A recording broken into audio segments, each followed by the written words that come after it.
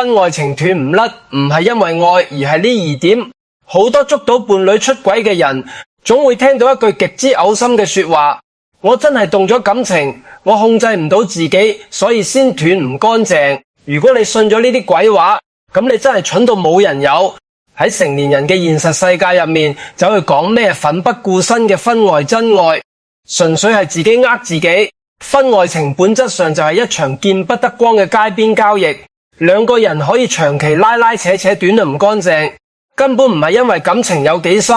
靈魂有幾契合，而係因為背後隱藏住極之冷血嘅利益算計同骨子裏嘅懦弱。今日呢條片，我就要你睇清佢哋死纏爛打嘅真正目的。我哋直接入正題，講下呢個斷唔甩嘅第一個核心原因，根本唔係咩情深義重，而係極之現實嘅沉沒成本，死拉住你，再加埋兩個人極之氹男嘅捉圖心理。我哋要將感情呢2個字徹底揼走，用純粹嘅商業投資眼光去拆解一段婚外情。一段婚外情只要維持咗幾個月甚至幾年，雙方喺裏面投入嘅絕對唔止係幾句唔使錢嘅甜言蜜語，呢度有實打實嘅真金白銀、時間、精神同埋社會風險嘅投入。先由出軌個男人嘅角度嚟計數，佢為咗維持外面呢段關係，要使錢，佢要帶嗰個女人去高級餐廳食飯，逢年過節要發幾千甚至上萬蚊嘅利是轉注，要買名牌手袋、買首飾俾佢，甚至仲要喺外面租間高級公寓做佢哋偷偷摸摸幽會嘅地方。呢幾個月甚至幾年落嚟，呢筆錢絕對唔係小數目，可能使晒佢辛辛苦苦儲落嚟嘅一大筆私己錢，或者挪用咗佢公司嘅流動資金。當佢喺某一個瞬間，可能因為驚老婆發現，又或者覺得呢種地下工作太攰，個腦入面閃過一絲想斷絕關係嘅念頭嗰陣，佢潛意識做嘅第一件事就係走去計數。佢一計，自己喺外面呢個女人身上已經掟咗成幾十萬落去。如果而家話斷就斷，呢幾十萬就等於直接倒咗落海，連聲響都聽唔到。喺心理學上，呢個就叫典型嘅沉沒成本效應。用白話講，就係極之強烈嘅唔甘心。佢就好似一個坐喺賭場入面嘅賭徒，已經喺就台上面輸咗一大筆籌碼。如果而家你叫佢離場，佢絕對唔制。佢覺得自己既然已經使咗咁多錢，付出咗咁多講大話同原實嘅精神，佢必須要將呢啲成本瞓返嚟。佢必須要喺呢個女人身上繼續榨取情緒價值同肉體價值，先至對得住佢掟出嘅嗰啲錢。呢種因為心疼錢、心疼投資而產生嘅唔甘心，俾佢哋極之虛偽咁包裝成唔捨得同放唔低。佢唔捨得嘅根本唔係嗰個女人，佢唔捨得嘅係佢自己白白掟出去嘅真金白銀。我哋再擰轉頭睇下外面嗰個第三者，佢點解又斷唔甩？佢嘅算計一啲都唔會比男人少。一個女人願意孭住道德嘅罵名，偷偷摸摸。咁跟住一個有家庭嘅男人，佢投入嘅最大成本係咩？係佢最寶貴嘅青春，係佢嘅時間，甚至仲有佢可能面臨身敗名裂嘅社會名聲。隨住時間一日一日咁過後，佢睇住自己年紀越嚟越大，佢心裏面非常清楚，自己喺呢場見不得光嘅交易入面已經投入得太多。佢一開始可能只係探呢個男人可以俾錢佢使，可以買少少奢侈品俾佢。但係人嘅貪索係會隨住投入不斷澎興㗎。當佢耗費咗幾年時間之後，佢絕對唔會滿足於淨係做一個地下情人。佢想要攞到更豐厚嘅回報，佢想要上位，佢想要名正言順咁接管呢個男人名下嘅房產同財富。如果呢個時候男人因為驚或者厭倦提出要分手，你覺得佢會善撲甘休咩？佢絕對冇可能安安靜靜咁走人。佢會覺得自己嘅青春俾人白嫖咗，佢會即刻撕低之前嗰副溫柔體貼嘅面具，開始瘋狂咁搞。佢會喊會嘈，會用之前影落嘅親密相、聊天記錄或者轉接憑證去要攻呢個男人。佢會明確咁話俾男人知，你想飛甩我冇門，你咁走我就去你公司度嘈，去你屋企度嘈，我要你身敗名裂，要你老婆仔女都知道你做嘅好事。咁就形成咗一個極之死循環嘅鎖扣。男人想撤退，但係佢驚第三者嘅報復，驚自己名譽掃地，家庭破裂。第三者想上位或者想攞到巨額分手費，死咬住唔放口。兩個人就好似兩隻互相咬住喉嚟嘅惡狗，邊個都唔敢先放口，邊個都唔願意承擔淨身出戶或者青春白費嘅損失。呢種建立喺互相要學、互相算計基礎上嘅拉拉扯扯，俾佢哋極之嘔心。咁對外宣稱係我哋愛得太深，邊個都離唔開邊個。呢簡直係對感情呢兩個字最大嘅侮辱。除咗呢種互相牽制，呢度仲有一個極之自私嘅白嫖心理喺度作祟。對於出軌嘅男人嚟講，只要呢件事仲未徹底暴露，佢而家正處於一種利益最大化嘅完美狀態。佢喺屋企有一個任勞任怨嘅原配老婆，幫佢打點家務，幫佢照顧年紀大嘅父母，幫佢疏導仔女嘅功課。佢唔需要俾原配老婆出糧，心安理得咁享受着極之穩定嘅家庭大後方，而佢喺出邊又有一個唔需要同佢討論柴米油鹽，唔需要面對生活浪碎，淨係負責陪佢吃喝玩樂嘅情人。佢喺呢兩個女人之間游刃有餘咁穿梭，佢享受住婚姻帶嚟嘅穩定同社會認可，同時又享受住婚外情帶嚟嘅刺激同情爽滿足。喺呢個過程入面，佢巧妙咁規避晒所有責任。佢唔需要對情人嘅未來負責，亦唔需要對老婆嘅感情忠誠。呢種零責任雙倍享受嘅局面，就係一塊送到嘴邊嘅免費肥肉。你叫一個骨子裏極度自私嘅人去主動將呢塊肥肉揼咗佢，呢個違背咗人性貪婪嘅本能。只要原配未攞住把刀逼佢必須二揀一，只要小三未攞住證據去佢公司舉報，佢就會一直採取呢種拖字撇。拖得一日得一日，可以兩頭分就一直分落去。佢斷唔甩，佢係根本唔想斷，佢唔捨得放棄呢種兩頭食盡嘅高級待遇。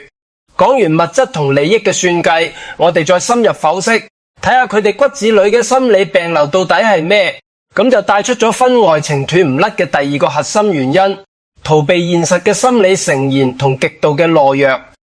人到中年，生活嘅真實面貌係極之沉重同枯燥㗎。每個月雷打不動要還嘅樓宇按揭同車貸，雙方越嚟越老，需要花錢睇醫生嘅老人家，正處於反叛期，成績令人頭痛嘅細路，仲有喺公司度升唔起又退唔落嚟嘅職場瓶頸。呢一切好似一座座大山咁壓喺中年人嘅膊頭上面。當你每日拖住疲人嘅身體返到屋企，推開門，你見到嘅唔係咩詩同遠方，你見到嘅係老婆因為菜價上漲而怨氣沖天嘅樣，聽到嘅係細路因為唔想做功課而發出嘅喊聲。屋企喺呢一刻已經唔再係一個令人放鬆嘅港灣，而係變成一個充滿責任壓力同冇盡錄視嘅壓力煲。面對呢種令人窒息嘅現實生活，真正有承擔嘅成年人會選擇同伴侶坐低溝通，一齊去諗辦法解決問題，去努力賺錢，去修補家庭關係。但係出軌嘅人喺呢個時候展現咗佢哋骨子裏最致命嘅缺陷，佢哋極之懦弱，佢哋根本冇直面現實同解決問題嘅能力，佢哋選擇咗最容易亦係最卑劣嘅一條路，逃避婚外情。對佢哋嚟講就係一劑極之廉價而且強效嘅心理麻醉藥。當佢推開外面嗰間出租屋嘅門，行到嗰個情人面前嘅時候，佢唔需要去討論下個月嘅按揭點樣還，唔需要去聽老婆啱鬥屋企個馬桶又壞咗。喺呢個被刻意製造出嚟嘅虛假空間入面，佢可以瞬間脫離嗰個令佢頭痛嘅現實世界。喺情人面前，佢可以盡情咁扮演一個出手闊踩、成熟穩重、冇任何生活壓力嘅成功人士。嗰個情人會用崇拜嘅眼神望住佢，會用最溫柔嘅聲線讚佢。呢種虛假嘅崇拜同毫無壓力嘅相處模式，極大咁滿足咗佢嗰個喺現實生活中俾人打到殘嘅脆弱自尊心。佢沉迷於呢種感覺，呢個就同吸食毒品係一模一樣嘅機制。佢喺現實生活入面遇到少少挫折，俾老細鬧，或者同老婆嗌咗兩句交，佢冇能力去消化同解決呢啲負面情緒，就會即刻本能咁想走去揾嗰個情人。佢喺嗰個女人身上吸一啖廉價嘅溫柔，俾自己短暫咁麻醉一下，佢根本唔係愛嗰個女人佢迷戀嘅，咁梗係嗰個喺女人眼裏望落去極之完美，冇任何壓力嘅虛假嘅自己。一旦離開呢個女人，佢就必須重新返到嗰個令佢感到窒息嘅現實家庭入面，去面對自己嘅一鑊泡。佢驚面對真實嘅慘淡，所以佢好似一個上咗煙嘅陰君子咁，死掹住呢條麻醉管，點都唔肯放手。呢個就係所謂嘅心理成演。呢種成演嘅背後掩藏住嘅係佢極之可悲嘅懦弱。好多原配捉到老公出軌之後會好嬲咁逼問佢：你既然咁中意佢，你既然覺得屋企咁壓抑，你點解唔直接同我離婚，去光明正大咁娶佢？佢點解唔敢理？因為佢骨子裏係個鐵頭鐵尾嘅冇膽鬼，佢比任何人都清楚離婚嘅代價有幾咁慘痛。一旦提出離婚，佢首先要面對嘅就係財產俾人攔腰斬，佢辛辛苦苦打拼翻嚟嘅樓車存款要硬生生俾人分走一半，佢要面臨親戚朋友嘅指指點點，佢嘅父母可能會因為覺得丟架而同佢斷絕關係，佢嘅仔女可能會永遠憎佢，以後都唔再叫佢一聲爸爸，佢喺職場上苦心經營嘅穩重人設會徹底崩塌。如果佢係個做生意嘅，佢嘅合夥人會因為佢嘅人品問題而對佢產生嚴重嘅防範。呢種極之慘烈嘅社會性死亡同經濟大破產，係佢呢種自私懦弱嘅人絕對承受唔起嘅，所以佢唔敢離，佢既冇勇氣去修補屋企嗰段千瘡百孔嘅婚姻，去承擔起一個老公同爸爸嘅責任，佢又冇膽量徹底淨身出戶，去為咗外面嘅女人放棄自己現有嘅社會地位。佢被困喺自己挖嘅懦弱陷阱裏面，喐彈不得，佢只可以選擇最卑鄙嘅拖字撇。佢喺原配面前扮死狗，發誓話一定會斷乾淨，求原配再俾少少時間佢去處理。轉過頭，佢走去同情人扮可憐，話老婆攞個仔嚟要曲佢，話佢啲資產而家俾人凍結咗，求情人再俾多啲耐性佢，等佢將財產轉移好咗就即刻離婚娶佢。佢用成口大話喺呢兩個女人之間周旋，佢將所有問題都拖住，企圖用時間嚟掩蓋自己嘅冇能。佢斷唔甩，唔係因為感情深，而係因為佢太冇能。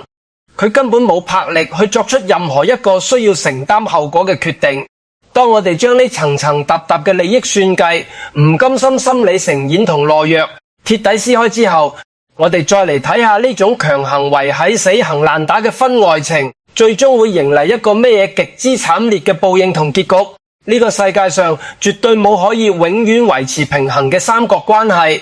人性嘅探索係個無底深潭，佢一定會衝破所有嘅偽裝同束縛。外面嗰個情人絕對冇可能成世心甘情願咁匿喺陰暗嘅角落。隨住佢年齡嘅增值，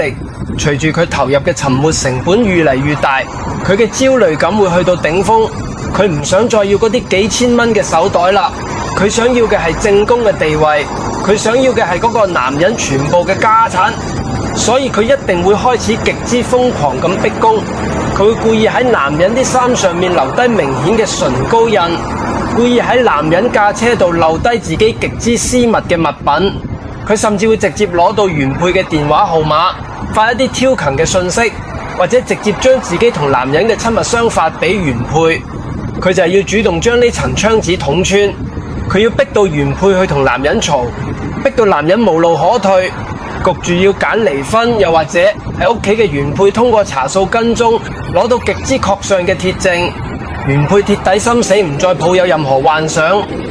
原配直接揾咗最專業嘅律師，極之快手咁向法院申請咗財產保全，直接凍結晒男人名下所有銀行戶口、房產同公司股份，並且雷厲風行咁起訴離婚，要個男人淨身出戶。無論係邊一種情況發生，只要平衡被打破，只要呢件事被徹底攤喺陽光底下，呢層原本包裹住真愛畫皮嘅婚外情，就會喺瞬間現出極之醜陋嘅原形。當男人發現自己嘅核心利益，佢嘅存款、佢嘅樓、佢嘅社會名聲受到極之嚴重嘅實質威嚇嗰陣，佢骨子裏嘅自私會即刻全面爆發。喺面臨傾家撲產同身敗名裂嘅絕境之下，佢之前對出面嘅情人許下嘅所有海誓山盟，都都會喺0.1秒之內俾佢好似垃圾咁抌走。為咗保住自己嘅錢財，為咗向法官或者原配證明自己嘅無辜，佢會極之冷血咁反轉豬肚。佢會當住所有人嘅面指住嗰個情人嘅鼻，鬧佢係個唔知醜嘅狐狸精，鬧佢係專門嚟破壞人哋家庭嘅吸血鬼。佢會將所有責任推得一乾二淨，話自己係飲醉咗酒被勾引嘅，話自己早就想斷，係呢個女人一直死紅爛打。佢甚至會為咗追翻自己使咗出去嘅錢，聯同原配一齊去起訴呢個情人，要求佢全額退還之前轉做嘅每一分錢。如果個情人夠膽攞嗰啲私密相或者影片嚟威嚇佢，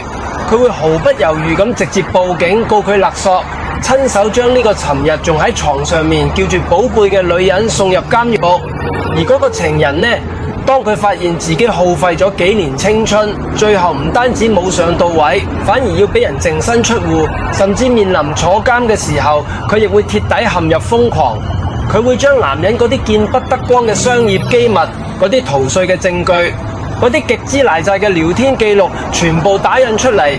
佢會去男人公司大門口拉橫額，去男人父母屋企大吵大鬧，去男人親戚朋友嘅群組度瘋狂群發。到咗呢個時候，邊度仲有半點咩感人至深嘅愛情？剩低嘅只有兩個人，為咗各自嘅利益，為咗推卸責任，好似兩隻發咗撲嘅撲狗咁，喺法庭上面，喺大街度，喺所有親戚朋友面前互相撕咬，互相揭短，要將對方往死裏整嘅荒唐鬧劇。佢哋會用盡呢個世上最惡毒嘅手段去摧毀對方，最後落到一個兩敗俱傷、雙雙身敗、名列嘅極之慘烈嘅下場。呢個就係所有建立喺利益算計同懦弱基礎上嘅婚外情，注定走唔甩嘅終極報應。睇通咗背後嘅全套邏輯，如果你係嗰個正喺度遭受背叛嘅原配老婆，你而家應該知道點樣做啦啩？千祈唔好再聽佢哋之間有咩感人肺腑嘅愛情故事，千祈唔好再陷入佢到底愛佢多啲定愛我多啲呢種極之愚蠢嘅精神內耗裏面。嗰啲根本唔係愛，嗰啲係一場各懷鬼胎嘅街邊交易。既然你已經知道佢哋係因為利益嘅糾葛同男人嘅懦弱而跟埋一齊斷唔甩，咁你嘅破局方法就極之簡單粗暴，直接去切斷佢嘅利益大動脈。你唔好去喊，唔好去嘈，你保持絕對嘅理智，好似一個冇任何感情嘅機器咁，暗中收集所有轉主記錄、開房記錄。你直接攞住證據去凍結佢嘅銀行卡，去保全家裏面嘅房產。你停晒佢所有嘅資金鏈，將佢嘅經濟命默死揸喺自己手裏面。你將佢逼到嗰個必須免臨財產徹底清零嘅絕境裏面去。你睇住啦，喺真金白銀嘅生死威嚇下，喺即將一無所有嘅恐懼面前，佢哋嗰啲脆弱不堪、自欺欺人嘅婚外情，會瞬間好似沙堡咁土崩瓦解。佢哋會即刻開始狗咬狗骨，而你只需要坐喺度攞返屬於你嘅大份財產，冷眼睇住呢場鬧劇收場。如果你係嗰個正深陷喺人哋家庭裏面，仲成個腦幻想住男人會為咗你離婚嘅第三者，我都勸你最後一句，唔好再攞真愛呢啲有心嘅詞嚟俾自己洗腦啦。你攞張紙認真計下你條經濟字，計下你正喺度流失嘅青春，睇下你喺呢個社會已經臭晒嘅名聲，趁住而家仲未鬧到上法庭，仲未落到個身擺名列人財兩空嘅下場，你自己揮刀將呢段爛關係斬斷，快啲逃命去吧！唔好等到嗰個懦弱自私嘅男人為咗保住家產將你推出嚟擋刀嘅時候，你先去後悔自己當初嘅眼盲婚外情。由頭到尾就係一場極之低級、極之攻擊嘅資源交換。喺呢場充滿算計嘅鬥局入面，邊個信咗愛情，邊個就輸得最慘。唔好用眼淚同情數去處理背叛，要用最冷酷嘅利益手段去切斷佢哋嘅經濟命脈。如果你已經打算用絕對嘅理智去攞返屬於你自己嘅利益，就請喺評論區打出看透利益斬斷爛桃花呢10個字，時刻提醒你自己唔好俾眼淚蒙蔽，唔好俾大話迷惑，用最冷血嘅算主思維去斬斷嗰啲消耗你、拖累你嘅爛關係，守住你用嚟安身立命嘅真金白銀。最後覺得呢條片真真切切幫你睇清咗真相，幫你由內耗中走出嚟嘅朋友，一定要記得俾我點個讚，並且點個訂閱。跟住我幫你一層一層撕開婚姻裏面嗰啲虛奇嘅面具，攞到你應有嘅結局同尊嚴。我哋下期繼續講大實話。